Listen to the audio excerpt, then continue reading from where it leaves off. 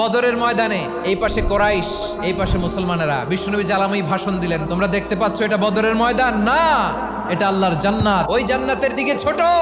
বিশ্বনবীর কথা শোনা মাত্র সাইয়েদনা উমাইর ইবনুল হুমাম বললেন বাখ বাখ, মানে চমৎকার। বিশ্বনবী বললেন মা ইয়াহমিলুকা আলা কাউলিকা বাখ বাখ ইয়া উমাইর, আমার এই কথা শুনে তুমি কেন বললা বাখ বাখ? ইয়া রাসূলুল্লাহ, আপনার এই কথা শুনে আমি বড্ড খুশি হয়েছি, আর আমি প্রত্যাশা করছি আমি যদি ওই জান্নাতের মালিক হতে পারি তাহলে কতই না ভালো হতো। সুবহানাল্লাহ বলেন। বিশ্বনবী বললেন উমাইর আনতা মিন আহলিহা, তুমি ওই জান্নাতের অধিবাসী, তুমি জান্নাতি। উমাইর চিন্তা করলেন আমি জান্নাতি, নবীর মুখ দিয়ে যখন বেরোইছে ওই জান্নাতে তো আমার ঢুকতেই হবে, কিন্তু হাতে 3টা খেজুর খেয়ে যদি জেহাদের ময়দানে যাই তাহলে জান্নাতে যেতে তো দেরি হয়ে যাবে।